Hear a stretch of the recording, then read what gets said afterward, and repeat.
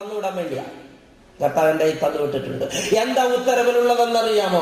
ഈ നിമിഷം മുതൽ മരണം വരെ മകനെ നിന്നെ കഷ്ടമനുഭവിപ്പാൻ നിയമിച്ചിരിക്കുന്നു, മോളെ നിന്നെ കഷ്ടമനുഭവിപ്പാൻ നിയമിച്ചിരിക്കുന്നു. അതുകൊണ്ട് പരിഭവം പറയുന്നത്. ഒരു കാര്യം ചെയ്യാൻ കടപ്പെട്ടയാൾ അത് ചെയ്യുന്നത് പരാതിയോടുകൂടിയാണ്. ടീച്ചറായിട്ട് നിയമിച്ചൊരു കുട്ടി, ഒരു ടീച്ചർ സ്കൂളിൽ പഠിപ്പിക്കുന്നത് പരാതിയോടുകൂടിയാണ്. ആരും ഉണ്ടാക്കുന്ന ശ്വാസമൊക്കെ നിന്നുപോയോ? നമ്മളൊരു കാര്യം ചെയ്യുന്ന, ഒരു കാര്യം നമ്മളെ നിയമിച്ചിരിക്കുന്ന ഒരു കാര്യത്തിന് അധ്യാപകനായി നിയമിച്ചയാള് തന്റെ അധ്യാപനം നിയമിക്കുന്നത് പരാതിയോടുകൂടിയാണ്. അല്ല, ഒരു ജഡ്ജി തന്റെ ഉത്തരവാദിത്വം നിർവഹിക്കുന്നത് പരാതിയോടുകൂടിയാണ്. അല്ല. അപ്പൊ നമ്മളെ കർത്താവ് കഷ്ടമനുഭവിപ്പാൻ നിയമിച്ചിരിക്കുന്നുവെങ്കിൽ നമ്മളെ ചുമതലപ്പെടുത്തിയ സംഗതി പരാതിയോടുകൂടിയോ ചെയ്യേണ്ടത്? ഈ ആളുകളൊക്കെ മരിച്ചുപോയി എന്നാ എനിക്ക് തോന്നണേ. ഇപ്പോഴായതുകൊണ്ട് ഒരു മെച്ചമുണ്ട്, 3 അച്ഛന്മാരുണ്ട്, 3 പേര് നടക്കും. പക്ഷെ 3 ക്രമായിരിക്കുന്നു മാത്രമേ ഉള്ളൂ. 3 സഭയാണ്. എന്തേ? ആളെ അയക്കട്ടെ പെട്ടിക്ക്. ജീവനുള്ളവർ ജീവനുള്ളതിന്റെ ലക്ഷണം കാണിക്കും, മൃതന്മാരുടെ കൂട്ടിയിരിക്കില്ല. അപ്പൊ ഞാൻ ഈ പറഞ്ഞ ദൂത് ഉൾക്കൊള്ളാനാകാഞ്ഞിട്ടാണ് നിങ്ങൾ ഈ ഇരിക്കുന്നതെങ്കിൽ എനിക്ക് അതിന്റെ പൾസ് മനസ്സിലായി. ആമേൻ. ഇത് സഹിക്കാൻ പറ്റുന്നില്ല. കട്ട അനുഭവിക്കാൻ നിയമിച്ചിരിക്കുന്നു. യെസ്, നിന്നെ അതിന് നിയമിച്ചിരിക്കുകയാണ്. ഒരു കാര്യം ചെയ്യാൻ നിയമന ഉത്തരവ് കയ്യിൽ കിട്ടുകയാണ്. ആ കാര്യം ഉത്തരവാദിത്വ ബോധത്തോടെ ചെയ്യണ്ടേ? വേണ്ടേ? കഷ്ടം അനുഭവിക്കാൻ നിയമിച്ചവൻ കഷ്ടം അനുഭവിക്കാൻ വേണ്ടി ആവശ്യപ്പെട്ട എനിക്ക് പറ്റില്ല എന്ന് പറഞ്ഞാൽ അത് നിയമനത്തോടുള്ള വെല്ലുവിളിയല്ലേ? ആണ്. അപ്പൊ ക്രിസ്ത്യാനി, നിന്റെ മുഖം ഒരിക്കലും വാടരുത്. എന്തുകൊണ്ട് ദൈവമക്കൾക്ക് ലോകത്ത് കഷ്ടമുണ്ട് എന്നൊരു ചോദ്യം ചോദിക്കുമ്പോ അതിന്റെ മറുപടി പൗലോസ്ലീഹ തന്നെ പറഞ്ഞിട്ടുണ്ട്. തിമോത്തിയോസിന് എഴുതിയ 2-ാം ലേഖനം 3-ാം അധ്യായം 12-ാം തിരുവചനത്തിൽ പൗലോസ്ലീഹ പരിശുദ്ധാത്മാവിൽ പറഞ്ഞത് എന്താണെന്നറിയാമോ? ക്രിസ്തു യേശുവിൽ ഭക്തിയോടെ ജീവിപ്പാൻ മനസ്സുള്ളവർക്കെല്ലാം ഉപദ്രവമുണ്ടാകും. ഹല്ലേലൂയ. ക്രിസ്തു യേശുവിൽ ഭക്തിയോടെ ജീവിപ്പാൻ മനസ്സുള്ളവർക്കെല്ലാം ഉപദ്രവമുണ്ടാകും. എന്തുകൊണ്ട്? അതിനൊരു കാരണമുണ്ട്. ഒരു രാജ്യം, ഒരു രാജാവ് ഭരിക്കുകയാണ്. രാജ്യം ഭരിക്കുന്ന രാജാവിന്റെ ഇഷ്ടം ചെയ്യുന്നവർക്ക് കഷ്ടമില്ല. രാജ്യം ഭരിക്കുന്ന രാജാവിന്റെ ഇഷ്ടം ചെയ്യാത്തവർക്ക് കഷ്ടമുണ്ട്. എന്റെ പ്രസ്താവന തെറ്റോ ശരിയോ? ശരിയാണ്. ദൈവമക്കളെ, രാജ്യം ഭരിക്കുന്ന രാജാവിന്റെ ഇഷ്ടം ചെയ്യാത്തവർക്ക് കഷ്ടമുണ്ട്. ഇനി പറ, ലോകം ഭരിക്കുന്ന രാജാവാരാ? സാത്താനാണോ? ഉറപ്പാ? ദൈവം ഈ പ്രപഞ്ചത്തെ നിർമ്മിച്ച നാളിൽ ഇതിലൊരു രാജാവിനെ വാഴിച്ചിട്ടുണ്ടായിരുന്നു. നിങ്ങൾ അറിഞ്ഞായിരുന്നോ? ഞങ്ങൾ ആരും ഒന്നും ഉണ്ടായിരുന്നില്ല അച്ഛൻ. സത്യം. അതുകൊണ്ട് നിങ്ങൾ അത് അറിഞ്ഞിട്ടില്ല. ദൈവം മനുഷ്യനെ നിർമ്മിച്ചു. അവനോട് പറഞ്ഞതെന്നാൽ നിങ്ങൾ സന്താന പുഷ്ടിയുള്ളവരായി വർദ്ധിച്ചു പെരുകി ഈ ലോകത്തെ അടക്കി ഇതിന്മേൽ വാഴുവീനെന്ന് കൽപ്പിച്ചു. അപ്പോൾ ദൈവം ലോകത്തിന് വാഴിച്ച രാജാവാരാ? അപ്പൊ നിങ്ങൾ പറഞ്ഞ പിശാചാണ്. ചേച്ചി കറക്കി കുത്തിയതാണെങ്കിലും ഒത്തട്ടുണ്ട് കേട്ടോ. ദൈവം വാഴിച്ചത് ആദാം എന്ന രാജാവിനെയായിരുന്നു. പക്ഷെ ഇപ്പോൾ ലോകത്തിന്റെ രാജാവ് ആദമല്ല, മനുഷ്യനല്ല, പിന്നെ സാത്താനാണ്. എന്തുകൊണ്ട്? ദൈവം വാഴിച്ച രാജാവ് തന്നെ സാത്താന് അടിമ വച്ച നാളിൽ രാജാവ് അടിമയായി, ഏദനിലെ പാപത്താൽ. അതോടുകൂടി അവന്റെ രാജ്യവും അടിമയായി. അന്നു മുതൽ ഇന്ന് വരെ ലോകം ഭരിക്കുന്നത് ആരാ? സാത്താന. സംശയമുള്ളവർ ഒന്ന് ശ്രദ്ധിക്കുക. വിശുദ്ധനായ യോഹന്നാൻ ശ്ലീഹ എഴുതിയ 1-ാം ലേഖനം 5-ാം അധ്യായം 19-ാം തിരുവചനം. സർവ്വലോകവും ദുഷ്ടന്റെ അധീനതയിൽ കിടക്കുന്നുവല്ലോ. Praise the lord. സർവ്വലോകവും ദുഷ്ടന്റെ അധീനതയിൽ കിടക്കുന്നുവല്ലോ. ഇപ്പോൾ ലോകം ഭരിക്കുന്നത് ആരാ? സാത്താൻ.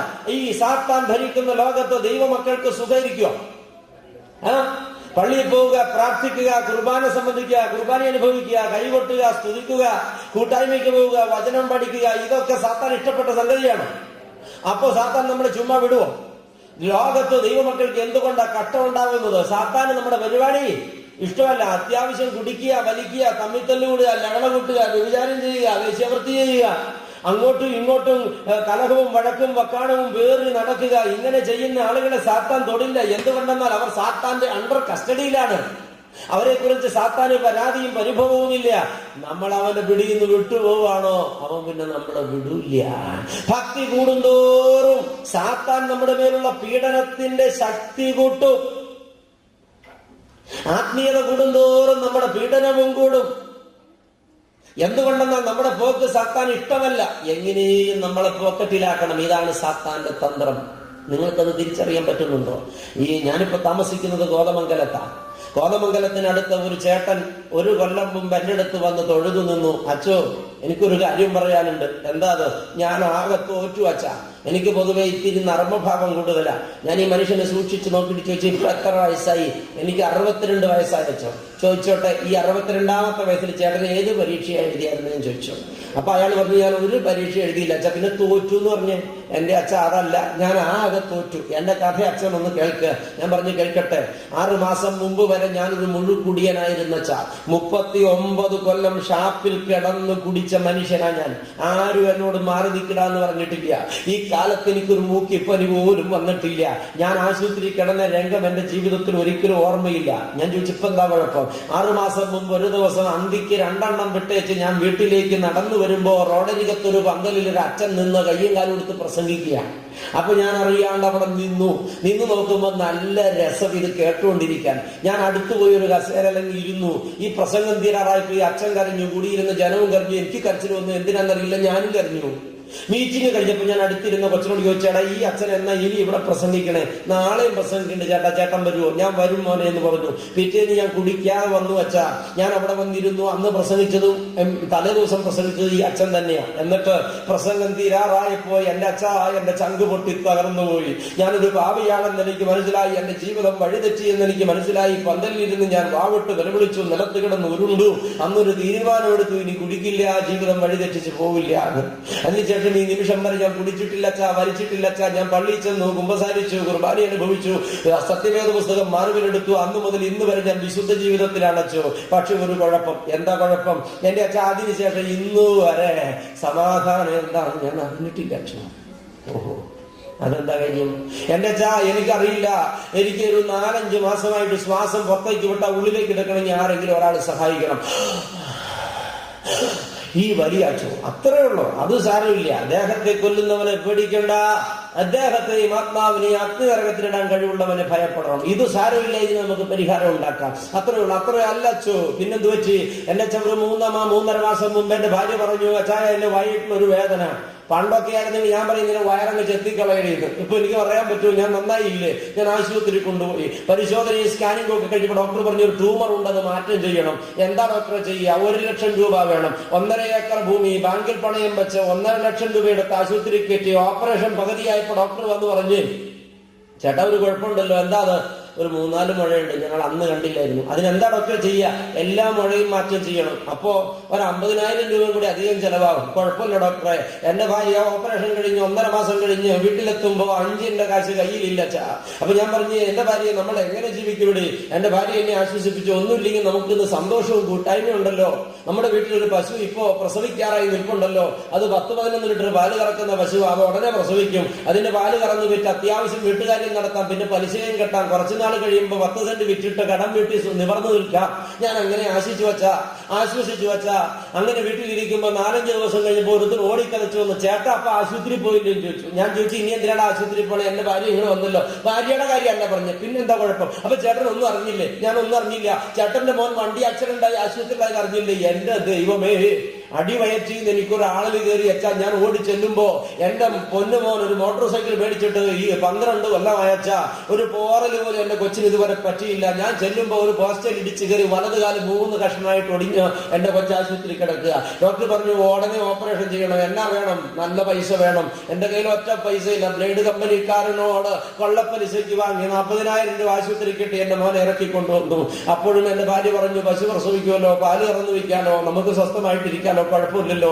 അച്ഛാ, പശു പ്രസവിച്ചു. 11 അല്ല 13 ലിറ്റർ പാല് കറക്കാൻ എനിക്കിടയായി. ഞാൻ വളരെ ആനന്ദിച്ചു. പിടിച്ചു നിൽക്കാൻ ഒരു പിടിവള്ളിയായല്ലോ. അച്ഛനറിയുമോ, ഈ മനുഷ്യന്റെ കണ്ണുകൾ നിറഞ്ഞൊഴുകി പ്രിയരെ. പശു പ്രസവിച്ചതിന്റെ 10-ാം നാളിൽ കറക്കാൻ തൊഴുത്തിച്ചെന്ന് ഞാൻ കണ്ടതെന്താണെന്നറിയാമോ? എന്റെ പശു ചത്ത് മലച്ചു കിടക്കുക. ഞാൻ എങ്ങോട്ട് പോകും അച്ഛോ? അച്ഛൻ ഉത്തരം പറ. ഇതിലെന്തല്ലത് പഴയ ജീവിതമായിരുന്നു അച്ഛോ. അതുകൊണ്ട് ഞാൻ മടങ്ങിപ്പോയാലോ നാശിക്കുക. അച്ഛൻ എനിക്കൊരു സമാധാനം പറഞ്ഞിരാ. ഈ മനുഷ്യന്റെ കുഴപ്പം എന്താണെന്ന് എനിക്ക് മനസ്സിലായി. സാത്താൻ അയാളുടെ മനസ്സ് മടിപ്പിച്ചിരിക്കുന്നു. അയാളെ പീഡിപ്പിച്ചൊരു പരുവത്തിലാക്കിയിരിക്കുന്നു. ഈ മനുഷ്യനോട് ഇപ്പൊ സാത്താൻ പറയുന്നത്, ഈ മാനസാന്തരപ്പെട്ടിട്ടാ നിനക്കൊക്കെ വന്നത്. മുമ്പിങ്ങനത്തെ കുഴപ്പമൊന്നുമില്ല, നീ നേരെ പോയി ഷാപ്പിൽ ചെന്ന് കുടിച്ച് സമാധാനം പ്രാപിക്കട.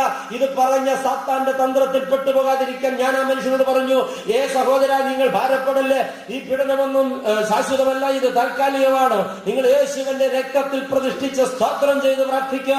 ഞാൻ അയാൾക്കൊരു പ്രാർത്ഥന പഠിപ്പിച്ചു വിട്ടു. അയാൾ വീട്ടിൽ പോയി അത് തന്നെ ആവർത്തിച്ച് പ്രാർത്ഥിച്ചു. ഈ കഴിഞ്ഞ നാളിൽ ഞാൻ ആ മനുഷ്യനെ കണ്ടപ്പോ അയാൾ വളരെ സന്തോഷനാണ്. ഞാൻ ചോദിച്ചു, എന്താ ചേട്ടാ വിശേഷം? വളരെ സന്തോഷിച്ചോ. അന്ന് പഠിപ്പിച്ച പ്രാർത്ഥന മുടങ്ങാതെ 3 നേരം ഞാൻ ഉറക്കെ പ്രാർത്ഥിക്കും. അതിനുശേഷം എന്നെ തൊടാൻ അവൻ കൂട്ടാക്കിയിട്ടില്ല. ഇപ്പൊ വലിയ കുഴപ്പമില്ല ചോ, സ്തോത്രം. യേശുവിന്റെ രക്തത്തിന്റെ വില അറിഞ്ഞവരെ സാത്താൻ പിന്നെ തൊടില്ല. ഇതറിയാതെ പോകുന്നതാണ് നമ്മുടെ പരാജയത്തിന്റെ കാരണം. പ്രതിസന്ധി ഉണ്ടാകും ക്രൈസ്തവ ജീവിതത്തിൽ. വിശ്വാസം കൂടുന്തോറും പീഡനം കൂടും. പക്ഷെ പതറരുത്, വീണ്ടെടുക്കുന്ന ഒരു ദൈവമുണ്ട്. ഹല്ലേലൂയ. കഷ്ടത ഭക്തന്മാരുടെ അവകാശമാണ്. നിങ്ങൾക്കത് മനസ്സിലാകും. ലോകം കണ്ടതിൽ വെച്ച് ഏറ്റവും വലിയ ഭക്തൻ ആരാണെന്നറിയാമോ? ദൈവം ഒരു നാളിൽ ഒരുവനെ കുറിച്ച് സാക്ഷ്യം പറഞ്ഞു, നിഷ്കളങ്കൻ, നീതിമാൻ, ദോഷം വിട്ടകലുന്നവൻ, തന്റെ തലമുറയിൽ ഏറ്റവും പുണ്യവാൻ. ആരാണവൻ? നീതിമാനായ ഈയോബ്. ഈയോബിന് കഷ്ടം വന്നോ? പറ. ഈയോബിന് വന്നിടത്തോളം കഷ്ടം ലോകത്ത് മറ്റാർക്കും വന്നിട്ടില്ല. ഈയോബ് 10 മക്കളുടെ അപ്പൻ, സുന്ദരൻ, സുമുഖൻ, സുസ്മേരവദനൻ, കോടീശ്വരൻ, ഏക്കർ കണക്കിന് കിലോമീറ്റർ കണക്കിന് ഭൂസ്വത്തിന്റെ ഉടമ, 10,000 മൃഗസമ്പത്തുള്ളവൻ, എല്ലാം തികഞ്ഞവൻ, ആനന്ദത്തോടെ നാടുവാഴുന്ന ഒരു പ്രഭുവായവൻ. ഒരു നാളിൽ അവന്റെ കഴുതകളെ കൊള്ളയിട്ടു, ആടുകളെ കൊള്ളയിട്ടു, മാടുകളെ കൊള്ളയിട്ടു, ഒട്ടകങ്ങളെ കൊള്ളയിട്ടു, കന്നുകാലികളെ കൊള്ളയിട്ടു, വിളഭൂമി കൊയ്തു, ബാക്കി ചുട്ടു. ഈ വാർത്ത കേട്ട് ഞെട്ടലോടെ ഇരിക്കുന്ന ഈയോബിന്റെ അടുത്തൊരു ബാല്യക്കാരൻ വന്നു പറഞ്ഞു, യജമാനനെ സർവ്വതും പോയി. 10 മക്കളും മൂത്ത ജ്യേഷ്ഠന്റെ വീട്ടിൽ വിരുന്നുണ്ട് കൊണ്ടിരിക്കുമ്പോ സാത്താൻ പമ്മി വന്ന് വീട് തള്ളി മക്കളുടെ തലയിലിട്ട് 10 ബാല്യക്കാരും മരിച്ചുപോയി. യജമാനനെ, 10 മക്കളുള്ള അപ്പന്റെ 10 മക്കൾ 10 പ്രാവശ്യമായി പട്ടുപോയാൽ ഒരു പക്ഷേ അപ്പൻ അത് സഹിച്ചേക്കാം. 10 മക്കളും ഒരുമിച്ച് പട്ടുപോയി 10 പെട്ടി മുറ്റത്ത് നിരത്തി വെച്ചാൽ ഏതപ്പൻ സഹിക്കും? പ്രിയരെ, ചങ്കത്തടിച്ച് കരഞ്ഞ ഈയോബ് എഴുന്നേറ്റ് വസ്ത്രം കീറി തലമുണ്ടനം ചെയ്തു, ചാക്കു വാരി കൊടുത്തു, ചാരത്തിലിരുന്നു, കണ്ണുനീര് കൊണ്ട് ചാരം കുടച്ചത് വാരി തിന്നുകൊണ്ട് അവൻ പറഞ്ഞു, ഇല്ല, ഞാൻ പതറില്ല. ഞാൻ വന്നപ്പോഴൊന്നും കൊണ്ടുവന്നില്ല, പോകുമ്പോഴൊന്നും കൊണ്ടുപോകില്ല. നഗ്നനായി ഞാൻ എന്റെ അമ്മയുടെ ഉദരത്തിൽ നിന്ന് പുറപ്പെട്ടു വന്നതാ. നഗ്നനായി തന്നെ ഞാൻ മടങ്ങിപ്പോകും. യഹോവ എനിക്ക് ഒരുപാട് നന്മകൾ തന്നല്ലോ, അതൊക്കെ അവൻ തിരിച്ചെടുത്തെങ്കിൽ അവന്റെ നാമം മഹത്വപ്പെടട്ടെ. നഗ്നനായി ഞാൻ ലോകത്തിൽ വന്നു, നഗ്നനായി തന്നെ പോകുമേ. ലോകത്തിൽ എനിക്കില്ല യാതൊന്നും, എന്റെ കൂടൊന്നു പോരുവാൻ.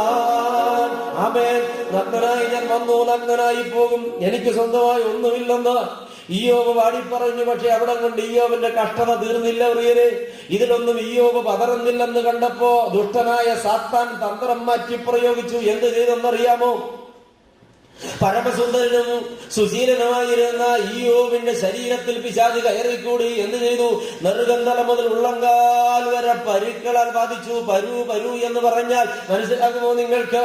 ദൈവമക്കളെ, വാദപ്പരു വന്നിട്ടുള്ളവർക്ക് പരുവിന്റെ വേദന അറിയാം, കണ്ണിക്കുരു വന്നവർക്കും കാര്യമറിയാം. സഹിക്കാൻ പറ്റില്ല. ഉള്ളങ്കാല് കുത്തി നിൽക്കാൻ വയ്യ, ഉള്ളങ്കാലെ പരു, ഊര കുത്തി ഇരിക്കാൻ വയ്യ, പൃഷ്ഠഭാഗത്ത് പരു, പുറം വെച്ച് കിടക്കാൻ വല്ല, പുറത്ത് പരു പഴുത്ത് പൊട്ടി അഴുകിയിരിക്കുന്നു. ദൈവമക്കളെ, ശരീരം മുഴുവനും പഴുത്തു പൊട്ടി ചലവും പഴുപ്പും ഒഴുകി. അതിൽ ഈച്ച വന്ന് പൊതിഞ്ഞ് മുട്ടയിട്ട് 1 ഇഞ്ച് നീളമുള്ള പുഴുക്കൾ ഈയോബിന്റെ ശരീരത്തിലൂടെ നുളഞ്ഞു കയറുകയാ. നാറ്റം കാരണം ആ മുറിയിലോ പരിസരത്തോ ആർക്കും ഇരിക്കവയ്യ. ലോകത്ത് ഏറ്റവും കൂടുതൽ ദുർഗന്ധമുള്ള ജീവി മനുഷ്യനാണ്. പ്രിയരെ, അത് ജീവിച്ചിരിക്കുമ്പോഴും ശരിയാ, മരിച്ചാലും ശരിയാ. കഥ അല്പം കഴിയുമ്പോൾ വായിച്ചെടുത്താൽ മതി. എന്റെ ഒപ്പം പോരുന്നവർക്ക് കാര്യം മനസ്സിലാകൂ. ദൈവമക്കളെ, ഈയോബ് ചീഞ്ഞു മുഴുത്ത് നാറുകയാ. അവന് തന്നെ അവന്റെ നാശം കാരണം ആഹാരം കഴിപ്പാൻ കഴിയുന്നില്ല. ഒരു ചിന്തകൻ ഇങ്ങനെ എഴുതിയിട്ടുണ്ട്, ഈയോബ് ഈ ചൊറിച്ചില് കാരണം ഓട്ട് കഷണം കൊണ്ട് ചുരണ്ടിക്കൊണ്ടിരിക്കുമ്പോ ഒരു പുഴു തെറിച്ച് താഴെ പോയത്ര. ഓട്ട് കഷണം താഴെ വെച്ചിട്ട് പുഴുവിനെ എടുത്ത് മുറിപ്പാടിൽ വെച്ചിട്ട് ഈയോബ് പറഞ്ഞു, മോനെ കുത്തിക്കോ, എന്നെ കുത്താനല്ലേ നിന്നെ ആക്കി വെച്ചത്, വേദന കൊണ്ട് ചുരണ്ടിപ്പോയതാടാ. ഇത്രമാത്രം ഈയോബ് സഹിച്ചു. പക്ഷെ ഈയോബ് അവിടെ പോലും ദൈവത്തെ ദൂഷണം പറഞ്ഞില്ല. പ്രിയരെ, ഈ അവസ്ഥയിൽ ഈയോബിരുന്ന് നീറി നിലവിളിക്കുമ്പോ കൂട്ടുകാർ ചുറ്റും നിന്ന് പരിഹസിച്ചു. അവൻ അവരോട് പറഞ്ഞു, ഞാൻ പതറില്ല, ഞാൻ പതറില്ല, ഞാൻ പതറില്ല, എന്റെ കർത്താവിനെ ഞാൻ വിടില്ല. അവസാനം ക്ലൈമാക്സിൽ ഈയോബിന്റെ ഭാര്യ വന്ന് ഈയോബിന്റെ ചാരത്ത് നിന്നിട്ട് ചോദിച്ചു, എന്റെ ഭർത്താവേ, പൊട്ടനായ ഈയോബേ, ഈ കണ്ട കാലം മുഴുവൻ ഈ ദൈവത്തെ ആരാധിച്ചിട്ട് ഇതല്ലേ പ്രതിഫലം കിട്ടിയത്. ഇനി ഈ ദൈവത്തെ പിൻപറ്റാതെ നീ ഈ ദൈവത്തെ തള്ളിപ്പറഞ്ഞിട്ട് പോയി തൂങ്ങിച്ചാകടാ. ഇത് കേട്ടപ്പോ ഇയ്യോബിന്റെ മറുപടി, നീ ഒരു പൊട്ടി സംസാരിക്കും പോലെ സംസാരിക്കുന്നത് എന്താ? അവൻ എന്നെ കൊന്നാലും ഞാൻ അവനായി തന്നെ കാത്തിരിക്കും. ഹല്ലേലൂയാ. അവൻ എന്നെ കൊന്നാലും ഞാൻ അവനായി തന്നെ കാത്തിരിക്കും. ഇത് ഇയ്യോബിന്റെ വിശ്വാസ തീഷ്ണതയാണ് പ്രിയപ്പെട്ടവരെ. ഇയ്യോബ് പറഞ്ഞ ലോക പ്രശസ്തമായൊരു വചനമുണ്ട്. ഇയ്യോബിന്റെ പുസ്തകം 19-ാം അധ്യായം 27-ാം തിരുവചനം. ഈ കഷ്ടപ്പാടിന്റെ കാലം കഴിഞ്ഞ ശേഷം, ഈ ത്വക്ക് ഇങ്ങനെ ക്രമിച്ച് നശിച്ചു പോയ ശേഷം ഞാൻ ദേഹസഹിതനായി എന്റെ ദൈവത്തെ കാണും. ഹല്ലേലൂയാ. ദേഹരഹിതനായിട്ടെന്നല്ല ഇയ്യോബ് പറഞ്ഞത്. ഏതോ ഒരു എഡിഷൻ ബൈബിളിൽ ദേഹരഹിതനായി എന്ന് പ്രിന്റ് ചെയ്തിട്ടുണ്ട്. അത് തെറ്റാണ്. ദേഹസഹിതനായി ഞാൻ എന്റെ ദൈവത്തെ കാണും. ഇയ്യോബ് കണ്ടോ? അവൻ ദേഹസഹിതനായി ദൈവത്തെ കണ്ടു. ഇതാണ് വിശ്വാസം. വിശ്വാസ ശോധനയിൽ പതറന്റെ മക്കളെ, ഭക്തിയുള്ളവർക്കൊക്കെ പീഡനമുണ്ടാകും. പതറിയിട്ട് മനസ്സ് തിരിഞ്ഞ് പിശാചിനോട് വിളയാളായി പോയാൽ നിത്യസ്വർഗം നഷ്ടപ്പെടും. പരീക്ഷയിൽ പതറരുത്. ഭക്തന്മാർക്കെല്ലാം പീഡനം ഉണ്ടായിട്ടുണ്ട്. മറ്റൊരു ഭക്തനെ ഞാൻ ഓർക്കും എപ്പോഴും, സാധു കൊച്ചു കുഞ്ഞുപദേശി. നിങ്ങൾ അറിയും, മുറിക്കയും ജുബയും ഒറ്റമുണ്ടും വേഷമായി, കയ്യിൽ ഒരു കാലം കൂടെയും തൂക്കി, തോളിൽ ഒരു സഞ്ചിയുമായി കവലകളിൽ നിന്ന് കവലകളിലേക്ക് കാൽനടയായി കടന്നു ചെന്ന് കർത്താവിനെ പ്രസംഗിച്ച ഭക്തൻ. ഒരു നാളിൽ ഒരു കവലയിൽ കർത്താവിനെ പ്രസംഗിച്ചുകൊണ്ട് നിൽക്കുമ്പോൾ ഒരു ബാല്യക്കാരൻ ഓടി വന്ന് വിളിച്ചു, ഉപദേശി എന്താ മോനെ, വേഗം വീട്ടിലേക്ക് വരാൻ പറഞ്ഞു. എന്താണാവോ?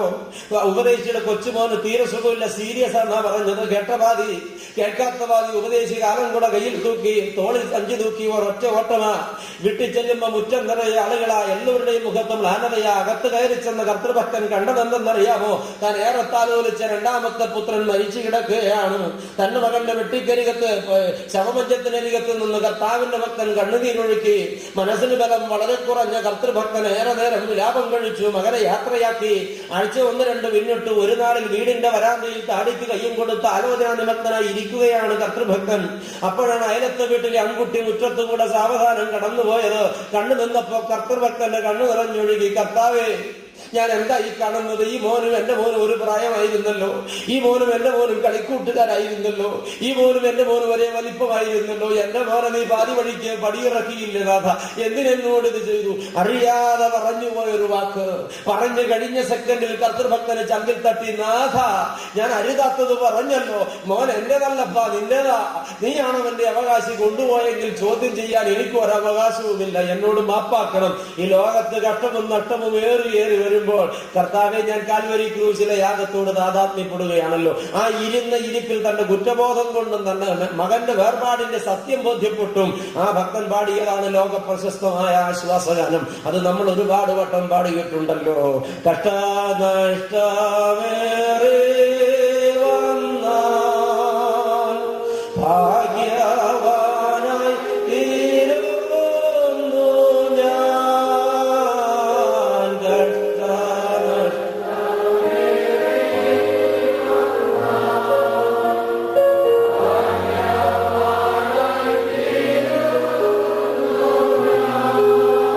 കഷ്ടമേറ്റ കർത്താവോട്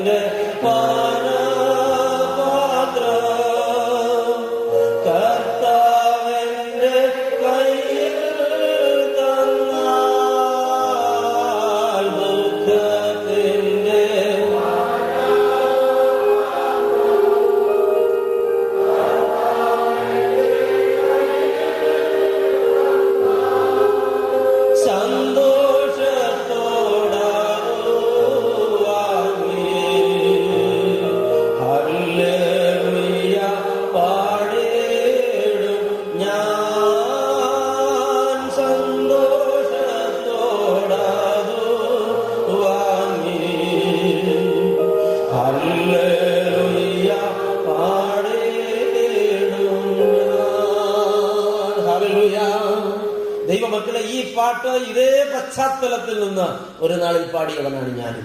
സംഭവം നേരത്തെ നിങ്ങൾ അറിഞ്ഞു കാണുമോ? എനിക്ക് നിശ്ചയമില്ല. ദൈവമക്കളെ, ഞാൻ 3 മക്കളുടെ അപ്പനാണ്. എന്റെ മൂത്ത മകന്റെ പേര് മത്തായി കുഞ്ഞ്. ഞങ്ങൾ അവനെ വാത്സല്യത്തോടെ മത്തായിച്ച മത്തായിച്ച എന്ന് വിളിക്കും. സുന്ദരൻ, ഒത്തിരി സുന്ദരൻ, സുമുഖൻ, നല്ല മിടുക്കൻ, എന്തിനും പോകുന്ന കഴിവുള്ളൊരു കുഞ്ഞ്. ഞാൻ ഓർക്കും, അവനെ ജീവിതത്തിൽ ഒരിക്കലെങ്കിലും കണ്ട ഒരാൾ പോലും ഒരിക്കലും അവനെ മറക്കില്ല. എന്തുകൊണ്ടെന്നാൽ അവൻ അത്രത്തോളം പ്രത്യേകതയുള്ള കുഞ്ഞാണ്. സുന്ദരമായി ചിത്രം വരയ്ക്കും, മനോഹരമായി പാട്ടുപാടും, ഒന്നാന്തരമായിട്ട് പ്രസംഗിക്കും. ദൈവമക്കളെ, ഒരു ദിവസം അവൻ പഠിച്ച ബൈബിൾ സ്കൂളിൽ നിന്ന് പിരിയാൻ നേരത്തെ അധ്യാപകൻ ചോദിച്ചു, മക്കളെ, നിങ്ങൾക്ക് ആരാകാനാണ് ഇഷ്ടം? ഒരു തുണ്ട് പേപ്പർ കീറിയെടുത്തതിന് ബൗണ്ടറി വരച്ച് ബൗണ്ടറികൾ സുന്ദരമായ ചിത്രങ്ങൾ കോറിയിട്ടിട്ട് നടുവിൽ അവൻ വടിവൊത്ത അക്ഷരത്തിൽ എഴുതി, എനിക്ക് എന്റെ അച്ചാച്ചനെ പോലെ ഒരു സുവിശേഷകനാകാനാണ് ഇഷ്ടം. ആമേൻ. 12 വയസ്സിൽ അവൻ എഴുതി വെച്ചതാണ് ഈ വാക്കുകൾ. അവന്റെ 9ാം പിറന്നാളിൽ ഞാൻ അവന് സമ്മാനം കൊടുത്തത് ഒരു സത്യവേദ പുസ്തകവും ഒരു പ്രാർത്ഥനാ പുസ്തകവുമാണ്. 3 കൊല്ലം കൊണ്ട് അവൻ വേദപുസ്തകം പാതിയും വായിച്ചു തീർത്തിരുന്നു. അവന് സംശയം തോന്നുന്നത് അപ്പോൾ ചോദിക്കും. ഒത്തിരി മിടുക്കനാണ് ഈ കുട്ടി. ദൈവമക്കളെ, 2003 ആണ്ട് സെപ്റ്റംബർ മാസം 12-ാം തീയതി ഒരു വെള്ളിയാഴ്ചയായിരുന്നു. അന്ന് രാവിലെ 5 മണിക്ക് ഉറക്കമുണർന്ന് കുളിച്ച് പ്രാർത്ഥിച്ച്, ദൈവമക്കളെ, ഞാനൊരു ക്ലാസ് എടുക്കാനായിട്ട് പുറപ്പെടുകയാണ്. ഞാൻ ഒരുമ്പെട്ട് പുറപ്പെടാൻ ഒരുങ്ങുമ്പോ എന്റെ കുഞ്ഞ് എഴുന്നേറ്റ് ഓടി വന്നു. അച്ചാച്ച, പ്ലീസ് 1 മിനിറ്റ്. ഞങ്ങൾ അപ്പനും മോനുമാണെങ്കിൽ സുഹൃത്തുക്കളെ പോലെ ബന്ധപ്പെടും. ഞാൻ നിന്നപ്പോ അവൻ വന്ന് എന്നെ സൂക്ഷിച്ചു നോക്കി. എന്നിട്ട് എന്നെ കിടന്നവൻ നല്ലവണ്ണം കെട്ടിപ്പിടിച്ചു. എന്തിനാടാ അച്ചാച്ചനെ കെട്ടിപ്പിടിച്ചത്? 12 വയസ്സേ ഉള്ളെങ്കിലും എന്റെ തോളപ്പോ പൊക്കമുള്ള പൊന്നുമോൻ. അവൻ എന്റെ വിരൽ കുത്തി ഉയർന്നു നിന്ന് എന്റെ 2 കവിളത്തും അമർത്തി ചുംബിച്ചു. ഞാൻ ചോദിച്ചു, എന്തിനാടാ രാവിലെ അച്ചാച്ചന് 2 ഉമ്മ? എനിക്കിഷ്ടായിട്ടാ. ഞാൻ അവനും കൊടുത്തു 2 ചുംബനം. അവൻ വീണ്ടും വീണ്ടും എന്നെ ചുംബനം ചെയ്തുകൊണ്ടിരുന്നു. ഞാൻ വീണ്ടും വീണ്ടും അവന് ചുംബനം കൊടുത്തുകൊണ്ടിരുന്നു. 10 മിനിറ്റ് ആയിട്ടും കക്ഷി എന്നെ വിടുന്നില്ല. 100 ഉമ്മ കഴിഞ്ഞു. ഞാൻ ചോദിച്ചു, വിട്ടേ മോനെ, അച്ചാച്ചന് പോകണമല്ലോ. അവൻ പറഞ്ഞു, അച്ചാച്ച 2 ഉമ്മയും കൂടെ. ഞാൻ അവനെ ബലമായിട്ട് പിടിപിടിപ്പിച്ച് അവിടെ നിന്ന് പടിയിറങ്ങിപ്പോയി. ക്ലാസ് കഴിഞ്ഞ് ഉച്ച കഴിഞ്ഞ് 2:30 ഞാൻ വീട്ടിലെത്തുമ്പോ എന്റെ പൊന്നുമോൻ വീട്ടിലില്ല. ഒരു സൈക്കിൾ അവന് സ്വന്തമായി ഉണ്ട്. സൈക്കിളുമായി നാട് മുഴുവൻ ചുറ്റി നടന്ന് അവൻ എല്ലായിടത്തും ഇങ്ങനെ കറങ്ങും. 4, 4:30, 5 മണിക്ക് ഞാൻ വീണ്ടും കുപ്പായം മാറി വീട്ടിൽ നിന്ന് മറ്റൊരു കൺവെൻഷന് പുറപ്പെടാൻ, പുളിന്താനം കൺവെൻഷന് പ്രസംഗിക്കാൻ ഇറങ്ങുമ്പോ എന്റെ പൊന്നുമോൻ ഓടിക്കതച്ച് വിയർത്ത് വിളിച്ചു വന്നു. പുറപ്പാട് കണ്ട് 2 കൈയും വിരിച്ച് വാതിൽ ബ്ലോക്ക് ചെയ്തു. ഒന്ന് നിന്നെ സാറേ. ഞാൻ നിന്നു. എവിടെ പോവാ? അത് പുളിന്താനത്ത് പ്രസംഗിക്കാൻ പോവാ. എപ്പ വരും? രാത്രി ഒരു 10:30 മണിയാവും. എനിക്കൊരു കാര്യം പറയാനുണ്ട്. എന്താ അത്? ഇന്ന് രാത്രി 9:30 വരണം. ഓ, ഞാൻ പറഞ്ഞു, മോനെ, അത് എന്തായാലും നടക്കില്ല. 9:30 വരെ അവിടെ മീറ്റിംഗ് ഉണ്ട്. നോട്ടീസ് അങ്ങനെയാ പറയുന്നത്. ഞാൻ നിനക്ക് നിർബന്ധമാണെങ്കിൽ 10 മണിക്ക് വരാൻ പറ്റില്ല. ഇന്ന് 9:30 വരണം. ഞാൻ പറഞ്ഞു, നടക്കുന്ന സംഗതിയല്ല. അത് എത്ര പോയാലും 10 മണിക്കും പോരാൻ പറ്റില്ല. ഞാനാ പറയുന്നത് ഇന്ന് 9:30 വരണം. അപ്പൊ ഞാൻ അവനോട് ചോദിച്ചു, നിനക്ക് പോലീസ് ഉദ്യോഗം വല്ലതും കിട്ടിയിട്ടുണ്ടോ? അവൻ പറഞ്ഞു, എനിക്ക് പോലീസ് ഉദ്യോഗമൊന്നുമില്ല. ഞാൻ എന്റെ അപ്പനോടാ പറയുന്നത്. മര്യാദയ്ക്ക് അതനുസരിക്കണം, നല്ലത് 9:30 ഇവിടെ വരണം. ഞാൻ പറഞ്ഞു, നടക്കുന്ന സംഗതിയല്ല. മോന് ജോലി നോക്കാൻ പറഞ്ഞു. ഉറപ്പായിട്ട് അച്ചാച്ചൻ 9:30 വരില്ല. സത്യമായിട്ടും വരില്ല കുഞ്ഞ്. അപ്പോൾ അവൻ എന്നെ ആവേശത്തോടെ കെട്ടിപ്പിടിച്ച് 2 കവിളിലും വീണ്ടും 2 ചുംബനം തന്നു. ഞാനും കൊടുത്തു 2 ചുംബനം. എന്നാ അച്ചാച്ചൻ പൊയ്ക്കോ.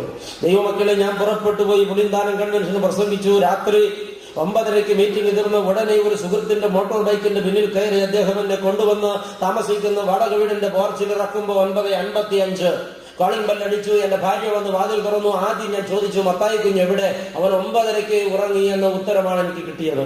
പിന്നെ ഞാൻ അവനെ നോക്കാൻ പോയില്ല. പ്രിയരെ, 10:30 വരെ ഞാനും എന്റെ ഭാര്യയും എന്റെ സഹോദരിയുടെ മകനും എന്റെ കൊച്ചുമോനും കൂടെ വർത്താനം പറഞ്ഞിരുന്നു. അതിനിടയ്ക്ക് കൊച്ചുമോൻ ഉറക്കം തൂങ്ങി വീടുമെന്നായപ്പോ പെങ്ങളുടെ മോൻ അവനെ കൊണ്ടുപോയി ജ്യേഷ്ഠന്റെ അരികത്ത് കിടത്തി. 10:30 മണി കഴിഞ്ഞു.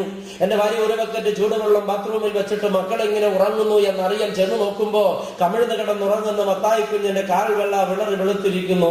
എന്തെന്നറിയാൻ ഓടിച്ചെന്നവൾ തൊട്ടു നോക്കുമ്പോ കാലിന് ഐസ് പോലെ തണുപ്പാണ്. കട്ടിലിൽ ചാടിക്കയറി നിന്നവൾ നോക്കുമ്പോ വായിലൂടെ നുരയും പതയും ഒഴുകുകയാണ്. അവിടെ നിന്നവർ അവളോട് വിളിച്ചു, അച്ചാച്ച ഓടി വന്നേ, മോനെന്തോ കുഴപ്പമുണ്ടല്ലോ. ഞാൻ ഓടിച്ചെന്ന് നോക്കുമ്പോ കമിഴ്ന്ന് കിടക്കുകയാണ് എന്റെ കുഞ്ഞ്. അശുഭ ലക്ഷണം തോന്നിയ ഞാൻ എന്റെ കൈതലം വിരിച്ച് അവന്റെ പുറത്ത് തട്ടുമ്പോ എന്റെ വിരലുകൾ എന്നോട് സംസാരിച്ചു, പ്രിയരെ, എന്റെ കുഞ്ഞ് മരിച്ചു കിടക്കുകയാണ്. ഞാൻ കട്ടിലിൽ ചാടിക്കയറി എന്റെ മോനെ വാരിയെടുത്തപ്പോൾ അവൻ എന്റെ കയ്യിൽ നിന്ന് ഊർന്നുപോയി. അവന്റെ കണ്ണുകൾ മറിഞ്ഞു. അവൻ മരിച്ചു കിടക്കുകയാണ്. ഒരു നിമിഷം ആ മോനെ മാർവിൽ അടക്കി പിടിച്ചിട്ട് ഞാൻ അലറി വിളിച്ചു, ദൈവമേ, ഞാൻ എന്താണ് ഈ കണ്ടത്? എന്റെ ദൈവമേ, ഇതിനായിരുന്നു ഇവൻ എന്നെ ചുംബനം കൊണ്ട് മൂടി യാത്ര പറഞ്ഞത്? ഇതിനാണോ 9:30 വരാൻ എന്റെ മോൻ എന്നോട് ആവശ്യപ്പെട്ടത്? ഈ വാക്ക് ഒന്നുകൂടെ ആവർത്തിക്കാൻ എനിക്ക് സാധിച്ചില്ല. എന്തുകൊണ്ടെന്നാൽ ഈ സംഭവം നോക്കിക്കൊണ്ട് നിന്ന ഈ മോന്റെ പെറ്റമ്മ, എന്റെ പ്രിയപ്പെട്ട ഭാര്യ, അവളുടെ വലതുകരം നീട്ടി എന്നെ വായ പൊത്തി. എന്നിട്ട് പറഞ്ഞു, അച്ചാച്ചാ കരയരുത്, പതരരുത്, ദൈവ പദ്ധതിയെ ചോദ്യം ചെയ്യരുത്. ഈ മോൻ നമ്മുടേതല്ല, കർത്താവിൻ്റെതാണ്, വളർത്താൻ തന്നതാണ്. ഒടയവൻ കൊണ്ടുപോയെങ്കിൽ കൊടുത്തയക്കണം, സസന്തോഷം. അതൊരു സുവിശേഷകന്റെ ഡ്യൂട്ടിയാണ്. എത്രയോ സ്റ്റേജിൽ പ്രസംഗിച്ചു, മോൻ എന്റെ മക്കൾ നമുക്കില്ല, ദൈവത്തിനാണെന്ന് ഞാനും കേട്ടിട്ടുണ്ട്. ഈ സമയത്ത് പതരരുത് അച്ചാച്ച. എന്റെ ഭാര്യ എന്നെ ബലപ്പെടുത്തുമ്പോൾ എന്റെ കണ്ണുകൾ തോർന്നു. ഞാൻ വളരെ വേഗം മോന്റെ മൃതദേഹം അവിടെ കിടത്തി തറയിൽ മുട്ടുകുത്തി ഞാനും ഭാര്യയും കൈകോർത്ത് ദൈവത്തെ സ്തുതിച്ചു. ഫോണിലൂടെ എല്ലാവരെയും വിവരമറിയിച്ചു. മോന്റെ മൃതദേഹം ആശുപത്രിയിലേക്ക് മാറ്റി. ദൈവമക്കളെ, രാത്രി 12:45 മണിക്ക് ആംബുലൻസ് വന്നു. ഒരു കൊച്ചു വെട്ടിക്കകത്ത് എന്റെ പൊന്നുമോന്റെ മൃതദേഹം താമസിക്കുന്ന വാടക വീടിന്റെ സ്വീകരണ മുറി ഇറക്കി വെച്ചപ്പോ 12ഓളം വൈദികരും 3000ഓളം പുരുഷാരവും പഞ്ചപുച്ഛമടക്കി ഞാൻ എന്ത് ചെയ്യുമെന്ന് കാണാൻ അന്തം വിട്ട് നിൽക്കുമ്പോ അവന്റെ വെട്ടിക്കരികത്തിയെന്ന് അവന്റെ നെറുകയിൽ തലോടിയിൽ ചുംബനം കൊടുത്തിട്ട് അല്പം പോലും ഭാവവ്യത്യാസം കൂടാതെ നിന്ന് ഞാൻ പാട്ടുപാടാൻ തുടങ്ങി. പ്രിയപ്പെട്ടവരെ, ദുഃഖത്തിന്റെ പാനപാത്രം കർത്താവന്റെ കയ്യിൽ തന്നാൽ, ദുഃഖത്തിന്റെ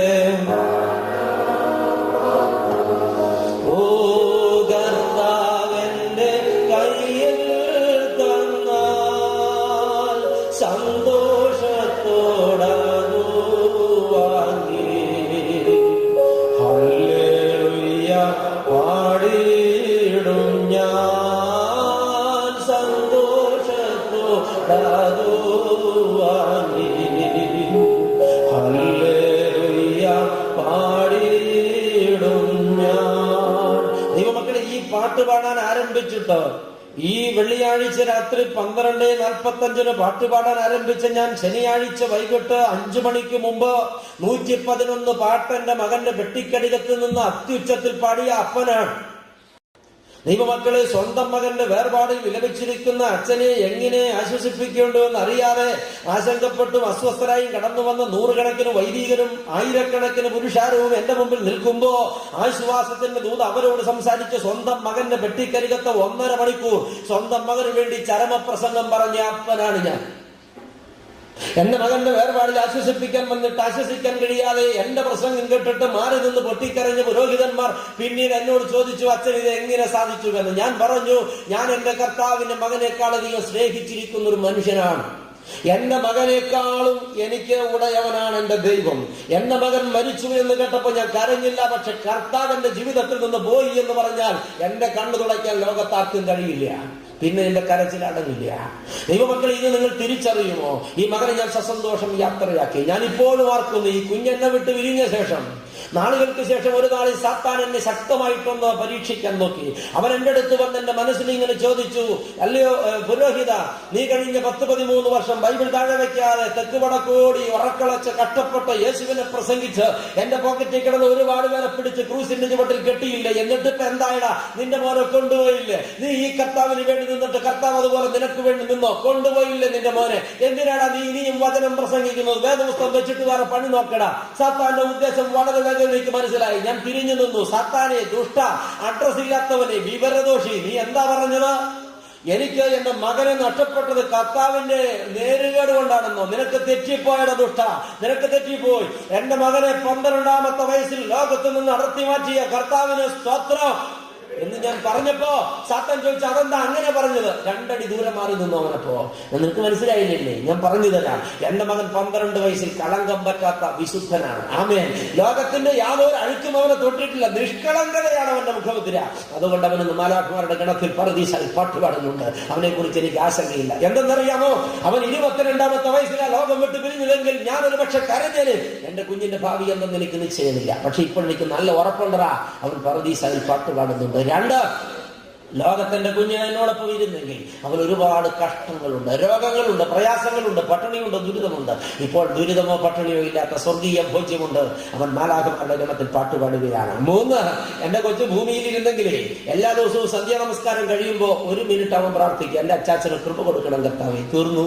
ഇപ്പോഴങ്ങനെയല്ല കഥ. 24 hours അവൻ എനിക്ക് വേണ്ടി ദൈവത്തോട് മധ്യസ്ഥം വഹിച്ച് പ്രാർത്ഥിക്കുകയാണ്. എന്റെ ബോധ്യം, ഞാൻ അങ്ങനെ കാണുന്നു അവനെ. അറിയോ നിങ്ങൾക്ക്, ഞാൻ ഓരോ മീറ്റിംഗ് നിൽക്കും. ഇപ്പതാ ഇവിടെ ഈ ബഹ്റിന്റെ മണ്ണിൽ ഞാൻ ഇനി എഴുന്നേറ്റ് നിന്ന സെക്കൻഡിൽ ശുഭ്രവസ്ത്രം ധരിച്ച് എന്നെ മത്തായി കുഞ്ഞ് പർദീസയിൽ എഴുന്നേറ്റ് നിന്നു. ഞാൻ കണ്ടതാ അത്. അപ്പൊ കർത്താവ് ചോദിച്ചു, അതെന്താ മോനെ എണീറ്റ് നിന്നത്? എന്റെ അച്ചാച്ചൻ ബഹ്റിൽ പ്രസംഗിക്കാൻ നിൽക്കുന്നത് തമ്പുരാൻ കണ്ടുപോനെ, കൃപ കൊടുക്കണം, കൃപ. ഇതിങ്ങനെ പെയ്യുകയാണ്, നിങ്ങൾ ഇപ്പോൾ ആസ്വദിക്കുകയാണ്. സ്തോത്രം. എന്റെ മകനെ 12-ാം വയസ്സിൽ അടർത്തി മാറ്റിയ കർത്താവിന് സ്തോത്രം. ദൈവമക്കളെ, ക്രൈസ്തവ ജീവിതം ഭൂമത്തെയല്ല, മുൾമത്തയാണ്. മുൾമത്ത മാറായിലെ കയ്പും മരുഭൂമിയുടെ ഭീകരതയും ജീവിതത്തിൽ വേലിയേറ്റം സൃഷ്ടിക്കുമ്പോ പതരാതെ പിടിച്ചു നിന്ന് പാട്ടുപാടാൻ പഠിക്കുക. ഇല്ലെങ്കിൽ നീ സിയോനിൽ കടക്കില്ല. മനസ്സ് മടുത്തിട്ട് പിന്മാറിപ്പോയി ബൈബിൾ വെച്ചിട്ട് ലോകത്തിലേക്ക് തിരിഞ്ഞാൽ നരകത്തിൽ കൊണ്ടുപോകും സാത്താൻ നിന്നെ. നീ പീഡനത്തിൽ പിന്മാറരുത്. ജീവിതത്തിലേറെ പീഡകൾ വരുമ്പോ പാട്ടുപാടാൻ പഠിക്കണം. ഈ സമാനമായി ജീവിതത്തിൽ നഷ്ടങ്ങൾ വന്ന പലരും ഇന്നിവിടെ ഇരിപ്പുണ്ട്. നഷ്ടത്തെ ലാഭമാക്കി തീർക്കുന്ന ഒരു ദൈവമുണ്ട്. ഹല്ലേലൂയ. ഇവിടെ ഇരിക്കുന്ന പലരും ഈ ലാഭം കണ്ടത് മക്കളുടെ വേർപാടിലാണെങ്കിൽ, ഞാൻ ഈ ലാഭം കണ്ടത് അതിന് അനേക വർഷങ്ങൾക്ക് മുമ്പാണ്. ഈ ലാഭത്തിന്റെ മധ്യത്തിൽ നിൽക്കുമ്പോഴാ ഈ മകന്റെ നഷ്ടം അതിലും വലിയ ലാഭമായി തീർന്നത്. സ്തോത്രം. ഒരു കാര്യം എനിക്കറിയാം, എന്റെ മകൻ ലോകത്ത് നിന്ന് മാറ്റപ്പെടുന്നത് വരെ ഞാൻ പ്രസംഗിക്കാൻ നിന്നാൽ ഇത്രയും തീ കത്താറില്ല. ഇപ്പോൾ തീ കത്തി വീഴുകയാണ്. എന്തെന്നാൽ അത് ലാഭമായി ഞാൻ കാണുന്നു. ദൈവമക്കളെ, നിങ്ങൾ കണ്ണു തുടയ്ക്കുമ്പോൾ അച്ഛൻ ചിരിക്കുകയാണ്. എന്താണെന്നറിയാമോ? എൻ്റെ മകൻ ഇപ്പോൾ ആനന്ദ സ്ഥലത്താണ്. ലോകത്തിരുന്നെങ്കിൽ അവനെക്കുറിച്ച് ഞാൻ വേദനിക്കുമായിരുന്നു. സ്തോത്രം. എൻ്റെ ദൈവത്തിന് നന്ദിയോടെ സ്തോത്രം. ദൈവമക്കളെ, ലോകത്ത് ദൈവമക്കൾക്ക് കഷ്ടമുണ്ട്. എന്തുകൊണ്ടെന്നാൽ ദൈവത്തെ ആരാധിക്കുന്നവർക്ക് പിശാചിന്റെ ഇഷ്ടക്കേടുകൊണ്ട് കഷ്ടം വരും. പക്ഷെ നമ്മൾ അതിനകത്ത് പതറിപ്പോണ്ട കാര്യമില്ല. ഇപ്പൊ ഇവിടെ കേട്ടുകൊണ്ടിരുന്ന ഭൂരിപക്ഷം ആൾക്കാർക്ക് ഒരു കാര്യം മനസ്സിലായേ, എനിക്ക് ഈ കഷ്ടപ്പാട് മുഴുവൻ വന്നത് ഞാൻ കർത്താവിനെ ആരാധിച്ചിട്ടല്ല. തെറ്റ്. എന്താണെന്നറിയാമോ? ഇവിടെ ഇരിക്കുന്ന മുഴുവൻ ആളുകൾക്കും ഈ കട്ടപ്പാട് മുഴുവൻ വരുന്നത് കർത്താവിനെ ആരാധിച്ചിട്ടാന്ന് പറഞ്ഞാൽ അത് വിശ്വസിക്കാൻ മാത്രം പൊട്ടനല്ല ഞാൻ. എന്താ അല്ലാതെയും കഷ്ടം വരും. അത് എങ്ങനെയാന്ന് അപ്പൊ നിങ്ങളുടെ ചോദ്യം. അതോ ഈ കയ്യിരിപ്പ് ദോഷം കൊണ്ട് കഷ്ടം വരും. പ്രിയപ്പെട്ടവരെ, ദൈവത്തെ ആരാധിച്ചത് കൊണ്ട് സാത്താന്റെ ഇഷ്ടക്കേടിനാൽ കഷ്ടം വരും. അല്ലാതെയും കഷ്ടം വരും. എങ്ങനെയാണെന്നറിയാമോ? കയ്യിരിപ്പ് ദോഷം കൊണ്ട് കഷ്ടം വരും. ചില ആൾക്കാർ ആയ കാലത്ത് ആരോടും ചോദിക്കാതെ കുടിച്ച് മതിച്ച് പുളച്ച് ആസ്വദിച്ചു ജീവിതം നല്ലവണ്ണം ആനന്ദത്തിമിർപ്പിൽ ആഘോഷിച്ച പലരും പിന്നത്തേതിൽ കണ്ണുനീരിൽ കുതിർന്ന് ജീവിക്കേണ്ടി വന്നതും കഷ്ടപ്പാടിൽ കാലം പോക്കേണ്ടി വന്നതും കയ്യിരിപ്പ് ദോഷം കൊണ്ട്. ആമേൻ. അവസരം കിട്ടിയപ്പോ ആവതാസ്വദിച്ച ജീവിതത്തിന്റെ ബാക്കിപത്രം തീരാത്ത നൊമ്പരമായി തീർന്നതിന്റെ പിന്നിൽ കഴിഞ്ഞ കാലത്തെ കയ്യിരിപ്പ് ദോഷമാ. കയ്യിരിപ്പ് ദോഷം. കയ്യിരിപ്പ് ദോഷം കൊണ്ട് കഷ്ടത പേറുന്ന ആരെങ്കിലും ഇന്ന് രാത്രി ഇരിക്കുന്നെങ്കിൽ തിരുത്തപ്പെടേണ്ട രാത്രിയാണിത്. ഇത്രയും നേരം പറഞ്ഞ് മൂടങ്ങ് പോയി എനിക്ക്. ഇനി ഞാൻ അല്പം ശക്തമായിട്ട് സംസാരിക്കും. ദൈവമക്കളെ, നിങ്ങളത് കേൾക്കാൻ ബാധ്യസ്ഥരാണ്. ശ്രദ്ധ വെച്ച് കേട്ടോണം. ഞാൻ വർഷങ്ങൾക്ക് മുമ്പ് കർണാടകത്തിൽ പ്രസംഗിക്കാൻ പോയപ്പോൾ ഒരപ്പച്ചനെ കണ്ടു. ഒരിക്കലും ഞാൻ അപ്പച്ചനെ മറക്കില്ല. നല്ല ഐശ്വര്യമുള്ള ഒരപ്പച്ചൻ, കാണാൻ എന്നെ രസമാണ്. നല്ല തൂവെള്ള നിറം. അപ്പച്ചന്റെ തലമുടിയെല്ലാം നരച്ച്, മീശയെല്ലാം നരച്ച്, നല്ല കൊമ്പം മീശ ഇങ്ങനെ പിരിച്ചു വെച്ചിരിക്കുക. അത് നരയ്ക്കാത്ത ഒരു രോമം പോലും ഇല്ല. ഞാൻ നോക്കുമ്പോഴേ ഈ മീശയ്ക്ക് ഈ മൂക്കിന് കീഴെ ഈ കളർ വ്യത്യാസം, ഈസ്റ്റ്മാൻ കളറിലായിരിക്കുന്നത്. ഞാൻ ചോദിച്ചു, ഇതെന്താ പറ്റ ഈ മൂക്കിന് കീഴെ മാത്രം ഈ മീശയ്ക്ക് ഒരു കളർ വ്യത്യാസം, ചെമ്പിച്ചാണല്ലോ ഇരിക്കുന്നത്. അപ്പൊ ഈ മനുഷ്യൻ പൊട്ടിച്ചിരിച്ചിട്ട് പറഞ്ഞ അച്ഛന് മനസ്സിലായില്ലേ? അത് അച്ഛോ, അത് ഞാൻ പുകയിടുന്നതെന്ന് പറഞ്ഞു. മൂക്കി കൂടെ പുകയിടുന്നെന്ന് പറഞ്ഞു. ഞാൻ പറഞ്ഞു, അപ്പച്ച അപ്പൊ പുക വലിക്കുമല്ലോ? ഞാൻ നന്നായിട്ട് പുക വലിക്കും. അതെ അപ്പച്ച, അത് മോശമല്ലേ? നമ്മൾ ദൈവത്തിന്റെ ആലയമല്ലേ, അതിനെ ഇങ്ങനെ മലിനമാക്കാവോ? പുക വലിയൊരു തെറ്റല്ലേ, അതിങ്ങനെ ആവർത്തിക്കരുത് എന്ന് പറഞ്ഞപ്പോ ഈ മനുഷ്യൻ എന്നോട് പറയാ, അച്ഛൻ ഇത്ര മണ്ടനായി പോയില്ലോ അച്ഛാ. ഓ, നിങ്ങൾ കൊച്ചച്ഛന്മാരല്ലെങ്കിലും വെറും പമ്പരവിട്ടികളാ. യാതൊരു വിവരവും നിങ്ങളുടെ വർഗത്തിനില്ല. ഈ മനുഷ്യൻ വലിയ ജ്ഞാനിയെ പോലെ നിന്ന് ഞെളിഞ്ഞ് സംസാരിക്കുക. ഞാൻ ചോദിച്ചു, അതെന്താ അങ്ങനെ പറഞ്ഞത്? അച്ചോ, ഞങ്ങളുടെ കാരണവന്മാര് ഇവിടെ കുടിയേറി പാർത്ത കാലത്ത് ഇവിടെ ഒരുപാട് ഇല്ലി ഉണ്ടായിരുന്നു. മുള. നിങ്ങൾക്ക് മനസ്സിലാവില്ലേ? മുള, ഇല്ലി. ഈ ഇല്ലി വെട്ടിക്കൊണ്ടുവന്നിട്ടാ ഞങ്ങൾ ഈ വീടൊക്കെ കെട്ടുക. അത് കുത്തി പോകാണ്ടിരിക്കാൻ ഞങ്ങളുടെ കാരണവന്മാർ എന്താ ചെയ്തുകൊണ്ടിരുന്നറിയാമോ? പുകയിട്ടിടും. പുകയിട്ടാ പിന്നെ കുത്തം വീഴില്ല അച്ഛാ. അതുകൊണ്ട് ഞങ്ങളുടെ കാരണവന്മാർ ചെയ്തതുപോലെ ഞാൻ ഇത് കുത്തു വീഴാണ്ടിരിക്കാൻ പുകയിടുന്ന അച്ഛൻ.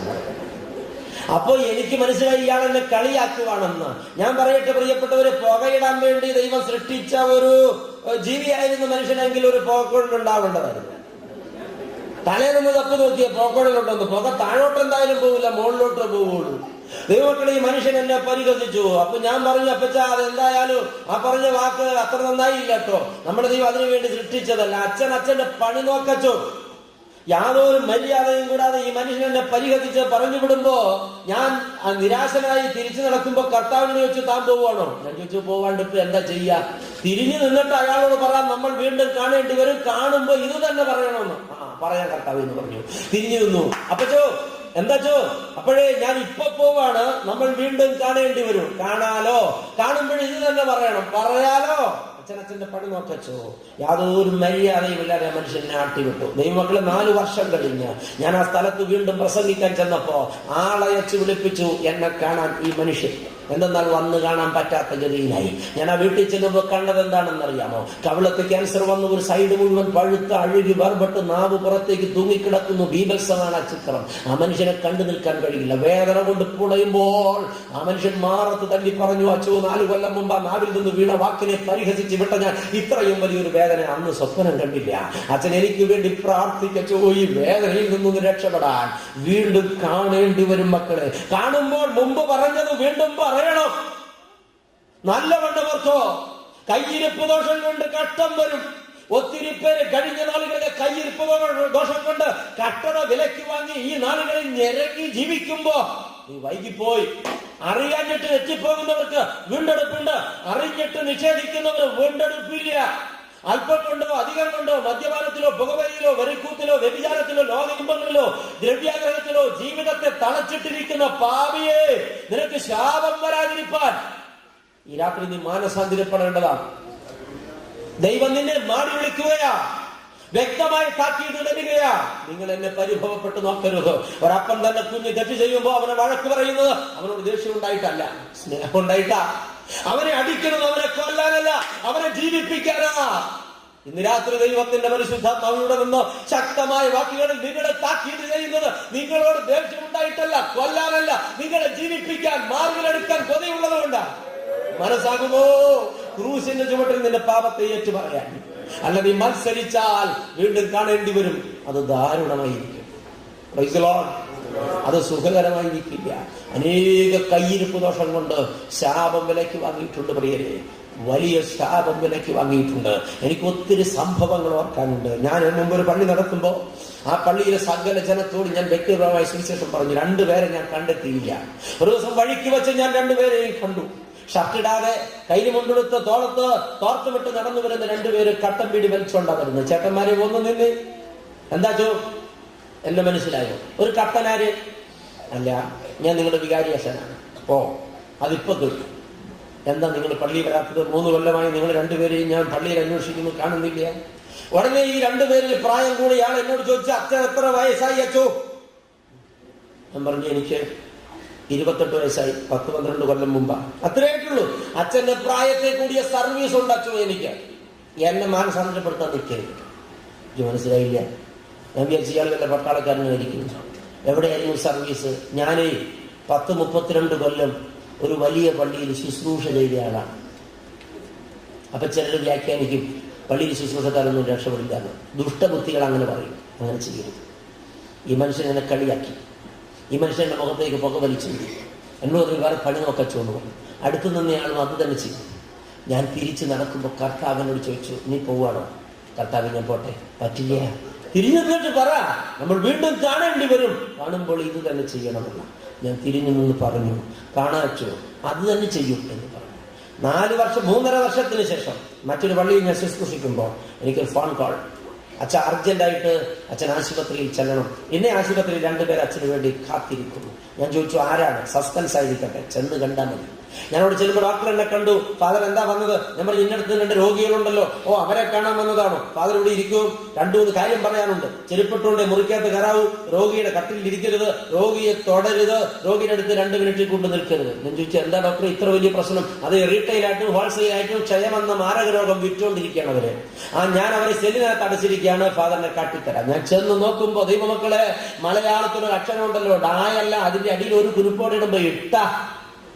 എന്നെഴുതിയതുപോലെ ഒടിഞ്ഞ് മടങ്ങിക്കിടക്കുന്ന 2 അസ്ഥികൂടങ്ങൾ. ഈ 2 കക്ഷികളാണ്. ഞെട്ടിപ്പോയി ഞാൻ. കണ്ടപാട് രണ്ടുപേരും കൈകൂപ്പി അച്ചോ മാപ്പോ എന്ന് പറയാൻ വന്നപ്പോ ചുമയാരംഭിച്ചിട്ട് ചുമച്ച് എഴുന്നേറ്റ് വളഞ്ഞു കുത്തി കട്ട ചോരയും പഴുപ്പും കൂടെ തുപ്പിയത് നൂലുപോലെ നിലത്തേക്ക് തൂങ്ങിയെത്തിയിട്ടും കൈപൊക്കിയത് വടിച്ചു കളയാൻ കഴിയാതെ കണ്ണു തുറിച്ചിരുന്ന മനുഷ്യനെ കണ്ട് എന്റെ ചങ്ക് തകർന്നുപോയി.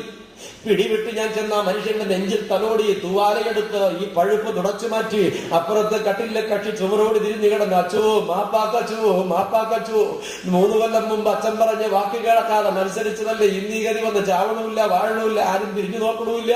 അച്ചോ സഹിക്കാൻ പറ്റണില്ല. ഞാൻ എല്ലാ കടിഞ്ഞാണും പൊട്ടിച്ചു. ഡോക്ടറുടെ എല്ലാ നിർദ്ദേശവും ലംഘിച്ചവരുടെ നെഞ്ചിൽ തലോടി ആശ്വാസമൊക്കെ ഡോക്ടർ 10 പ്രാവശ്യം എന്നെ ഷൗട്ട് ചെയ്തു, പ്ലീസ് ഫാദർ ഗെറ്റ് ഔട്ട്, ഇവിടെ ഇരിക്കരുത് ഫാദർ, രോഗം ചോദിച്ചു വാങ്ങരുത്. നോ ഡോക്ടർ നോ, എനിക്കിത് ചെയ്യാതെ കഴിയില്ല. 2 മണിക്കൂർ കഴിഞ്ഞ് ഞാൻ ആ മുറി വിട്ട് ഇറങ്ങുമ്പോ രണ്ടുപേരും പൊട്ടിക്കരഞ്ഞ മുറിയിൽ കുമ്പസാരം തീർത്തു. ആമേൻ. അവർ പാപമേറ്റു പറഞ്ഞു, പുതിയ സൃഷ്ടിയായി, ഇനി മരിച്ചാലും എത്തേണ്ടിടത്ത് എത്തുമെന്ന കൊതിയോടെ ഞാൻ അവിടെ നിന്ന് ഇറങ്ങി. പക്ഷെ അവർ മരിച്ചില്ല.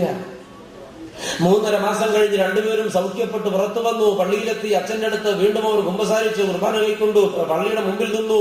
ആരാധനയ്ക്കും കൂട്ടായ്മയ്ക്കും മുടങ്ങാതെ പോയി. ഞാൻ അച്ഛനെ വിളിച്ചു പറഞ്ഞു, അച്ഛാ പരീക്ഷണം ഉണ്ടാകും, പിന്മാറാൻ സാധ്യതയുണ്ട്, വിടരുതവരെ. അച്ഛൻ അവരെ ഫോളോ ചെയ്തു. 3.5-4 മാസം കഴിഞ്ഞ് വിളിച്ചു വെച്ചപ്പോ അച്ഛൻ പറഞ്ഞു, 1 മാസമായി കാണാനില്ലച്ചു.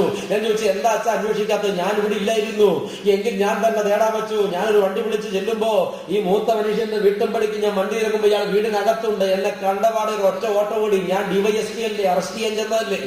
ആ മനുഷ്യനെ ഓടി സ്റ്റാൻഡ് വിട്ടു. അടുത്ത കൂടി ഞാൻ വണ്ടി സ്റ്റാർട്ട് ചെയ്ത് അടുത്ത മനുഷ്യന്റെ വീട്ടിൽ ചെല്ലുമ്പോ അയാളെ വിളിച്ചോണ്ട് ഇയാൾ മുങ്ങി. രണ്ടുപേരും ഇപ്പോൾ പഴയ പാപത്തിൽ വീണ്ടും ഷാപ്പിൽ കിടപ്പാണ്. പുകവലി തുടരുക. ഞാൻ ഏറെ കരഞ്ഞു പറയുകയെ. അന്ന് 2-3 മാസം കഴിഞ്ഞപ്പോ വീണ്ടും ഇവർക്ക് രോഗം മടങ്ങി വന്നു. രോഗത്തിന്റെ വേദന സഹിക്കവയ്യാഞ്ഞിട്ട് മൂത്ത ചങ്ങാതി 1 കിലോ ഫുരുഡാൻ വാങ്ങിച്ചുകൊണ്ട് വന്ന് കുടഞ്ഞിട്ടിട്ട് 2-3 പിടി വാരി അങ്ങോട്ട് തിന്നു. എന്നിട്ടും ചത്തില്ല. അറിയോ നിങ്ങൾക്ക്? എന്നിട്ടും ചത്തില്ല. ഒടുവിൽ ആ മനുഷ്യൻ കിടന്ന കിടപ്പിൽ ശരീരം പഴുത്ത് പൊട്ടി അഴുകി കട്ടിലിന്റെ കീഴേ കൂടി പുഴുക്കൾ നുരഞ്ഞു നടന്നു. ഈ മനുഷ്യന്റെ ശരീരത്തിലൂടെ പുഴുക്കളും ഈച്ചകളും അരിച്ചു നടന്നു. ദൈവമക്കളെ 6 മാസം നരകിച്ച് ഈ മനുഷ്യൻ ചീഞ്ഞ് പൊടുത്ത് നാറി മരിച്ചു കഴിഞ്ഞപ്പോ വികാരിയച്ഛൻ സ്ഥലത്തില്ല. ആ ശവസംസ്കാരം എന്റെ ചുമതലയായി. നിങ്ങൾക്കറിയുമോ, എന്റെ മുഖത്തേക്ക് നിർദാക്ഷിണ്യം പുക വലിച്ചു ഊതിയ ആ മനുഷ്യന്റെ മുഖത്ത് ഈ കൈകൊണ്ട് മണ്ണിട്ട് യാത്രയാക്കിയ ഒരു പുരോഹിതനാ ഞാൻ. നിങ്ങൾക്ക് മനസ്സിലാകുമോ? മത്സരിക്കുന്നത് കർത്താവിനോടാകരുത്. കയ്യിരിപ്പ് ദോഷം കൊണ്ട് കഷ്ടം വരുമെന്ന് തിരിച്ചറിയാനുള്ള മനസ്സുണ്ടാകണം. ഒത്തിരി പേര് സന്ദർഭം കിട്ടിയിട്ടും ദൈവത്തോട് മത്സരിക്കുകയാ. ഇതൊരു തിരിച്ചറിവായി മാറണം. 2ാമത്തെ മനുഷ്യൻ ദൈവമക്കളെ വീണ്ടും ഒരു 7 മാസം 8 മാസം കഴിഞ്ഞപ്പോ ഇതുപോലെ നരകിച്ച് കൊഴുത്ത് മരിച്ചു. ആ മനുഷ്യൻ മരിക്കുമ്പോ ഞാൻ വിദേശത്തായിരുന്നത് കൊണ്ട് എനിക്ക് അദ്ദേഹത്തെ യാത്രയാക്കാൻ ചെന്നെത്താൻ പറ്റിയില്ല.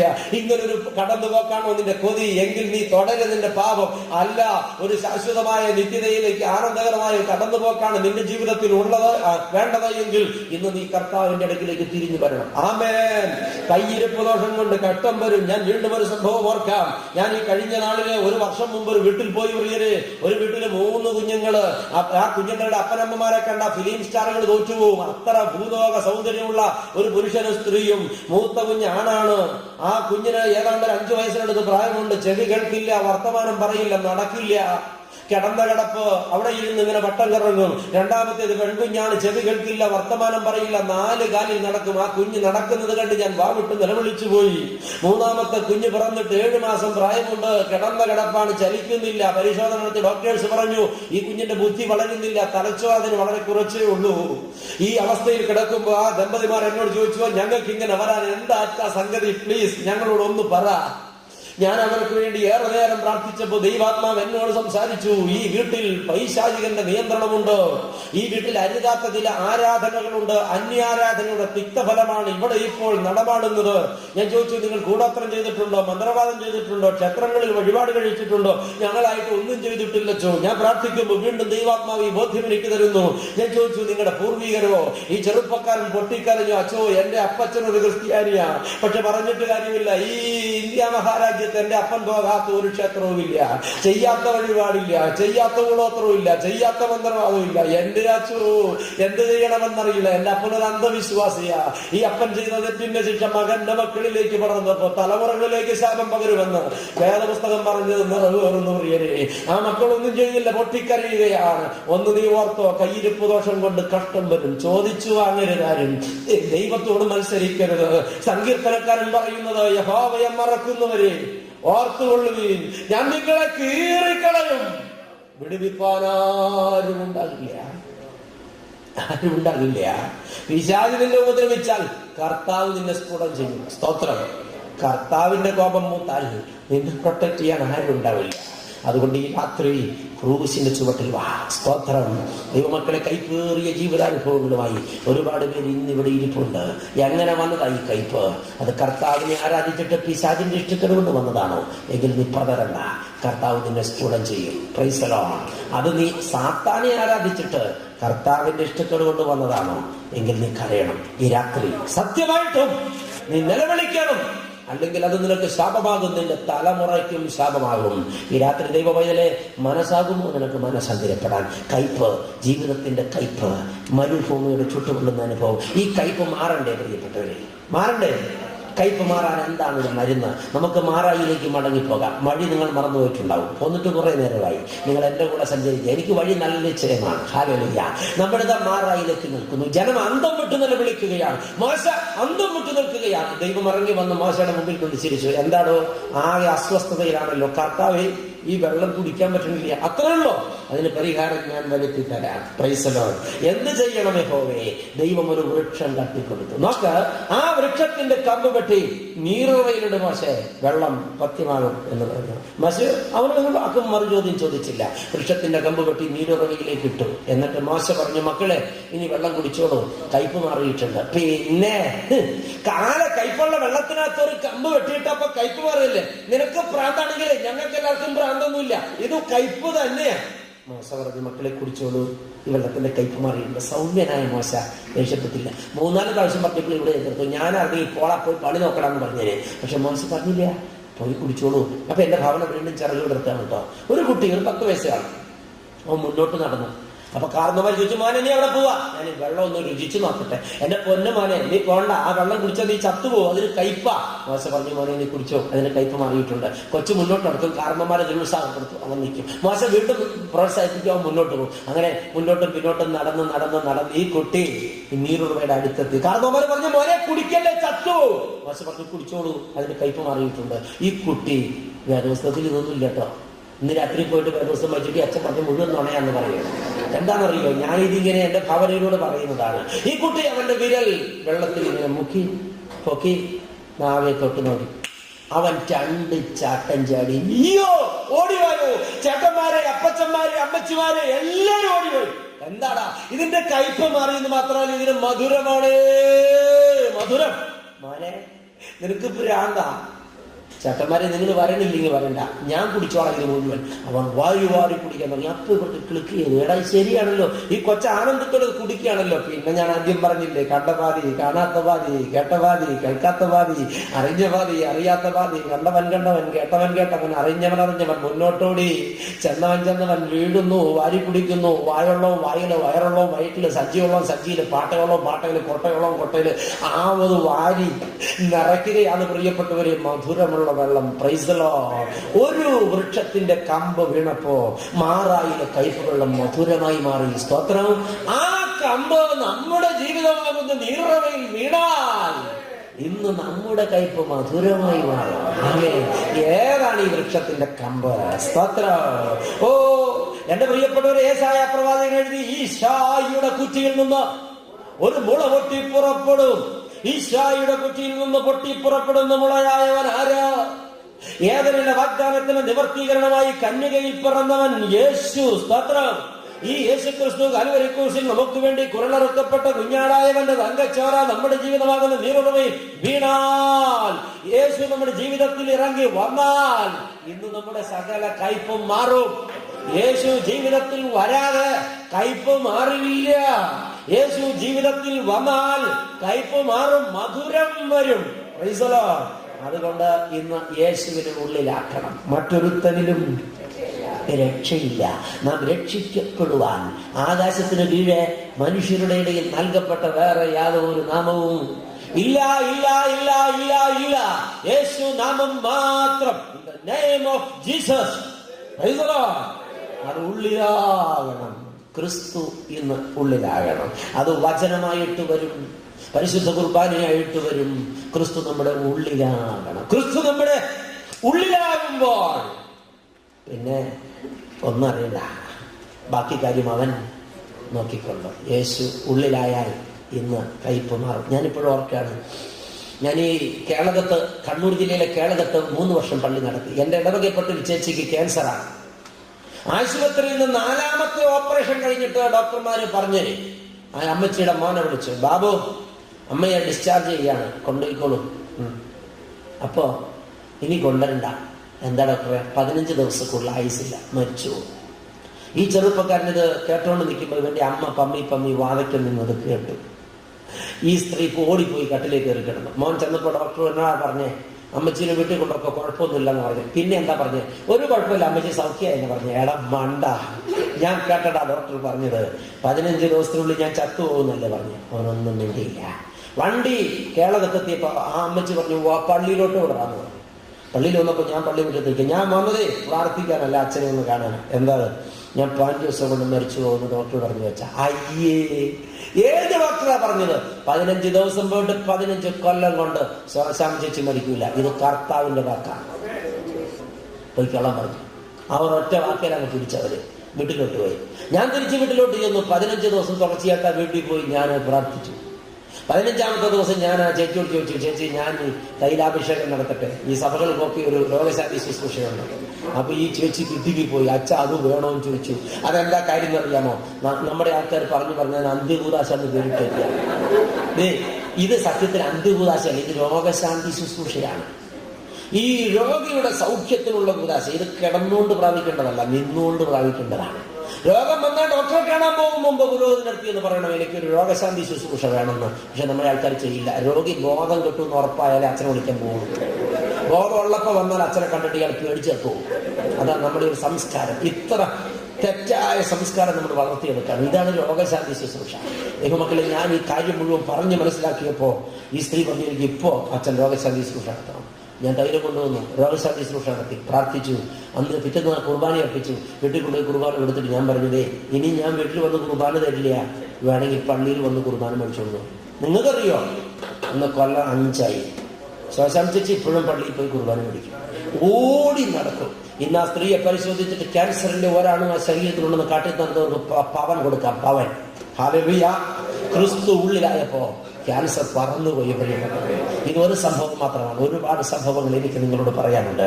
ക്രിസ്തു ജീവനമാകുന്ന നീരുറവയിൽ വീണാൽ ഇന്ന് നിന്റെ കയ്പ് മാറും, മധുരമായി തീരും. ക്രിസ്തു ഉള്ളിലാകണോ?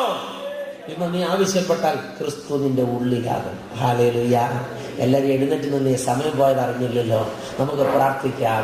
മാറായെ മധുരമാക്കി തീർക്കുമാവൻ, മാറായെ മധുരമാക്കി തീർക്കുമാവൻ, പാറയിളർന്നു ദാഹം പോക്കുമാവൻ, പാറയിളർന്നു ദാഹം പോക്കുമാവൻ. സങ്കടങ്ങൾ എല്ലാവരും പാടിയട്ടെ, പാടിയട്ടെ.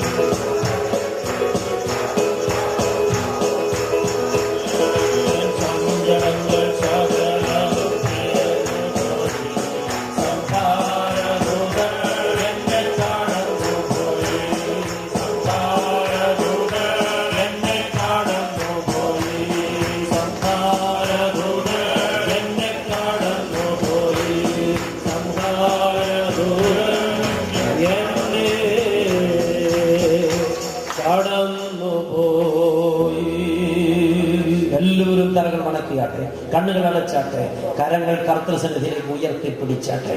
ഇന്ന് നിങ്ങൾ പറ, കർത്താവേ, എന്റെ ജീവിതത്തിൽ ഒരുപാട് ചുട്ടുപൊള്ളുന്ന മരുഭൂമിയുടെ അനുഭവമുണ്ട്.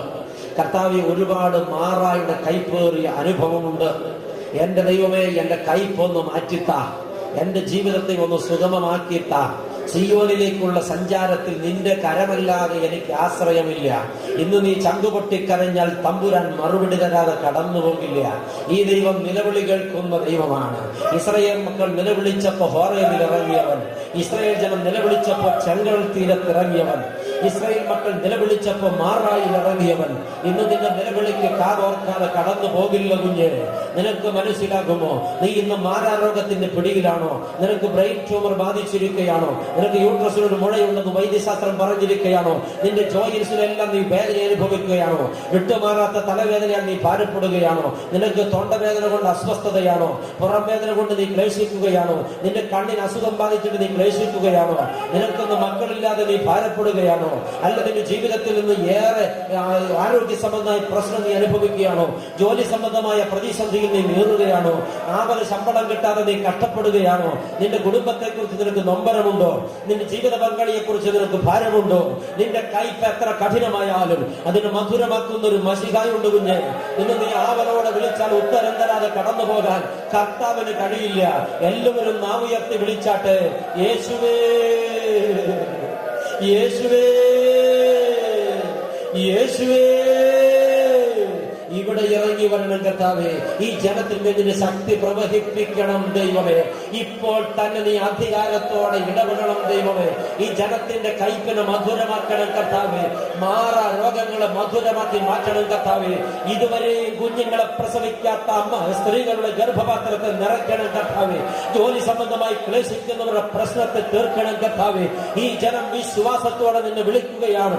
അത്ഭുതങ്ങളുടെ ദൈവമേ, കണ്ണുനീരിനെ മാനിക്കുന്ന ദൈവമേ, മാറായിൽ ഇറങ്ങി വന്ന മശിഹായെ, കൈപ്പ് മാറ്റിയ മശിഹായെ, ഈ ജനത്തിന്റെ ഹൃദയത്തിൽ ഇറങ്ങി പാർക്കണമേ ദൈവമേ. നീറുന്ന മനസ്സും വാടിയ മുഖവുമായി കഴിഞ്ഞ നാളുകളിൽ നിന്നെ അറിയാതെ നെടുവീർപ്പിട്ട് കാലം പോക്കിയ ഈ ജനത ഇന്ന് നിന്റെ രക്തത്തിൽ കുളിച്ചിട്ട് നിന്നെ ഉള്ളിൽ സ്വീകരിച്ചിട്ട് പുതുക്കം പ്രാപിച്ചവരായി മടങ്ങുവാൻ കൃപയാൽ സഹായിക്കണമെന്ന് പ്രാർത്ഥിക്കുന്നു. ഇവിടെ വന്ന ഒരു കുഞ്ഞു പോലും സൗഖ്യം പ്രാപിക്കാതെ, ബന്ധനമണിയാതെ, മുഖഭാവം മാറാതെ, കണ്ണ് തെളിയാതെ, ആനന്ദത്തിൽ ത്രസിക്കാതെ കടന്നു പോകരുത് കർത്താവേ.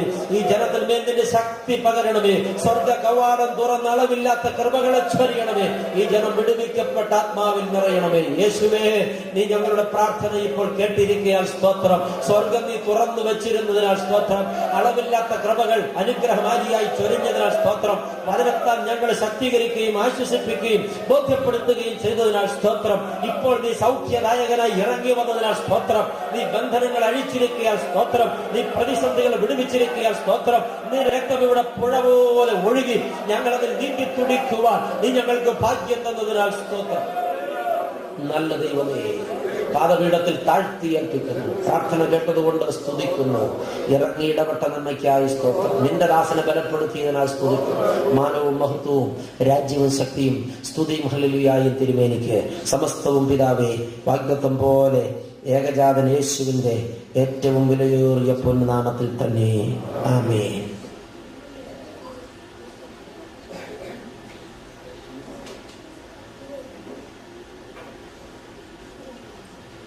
പിതാവും പുത്രനും പരിശുദ്ധാത്മാവുമാകുന്ന ത്രിയേക ദൈവത്തിന്റെ അനുഗ്രഹവും നടത്തിപ്പും കാവലും നാമെല്ലാവരോടും കൂടെ ഇപ്പോൾ എന്നേക്കും ഇരിക്കുമാറാകട്ടെ. ആമേൻ, ആമേൻ.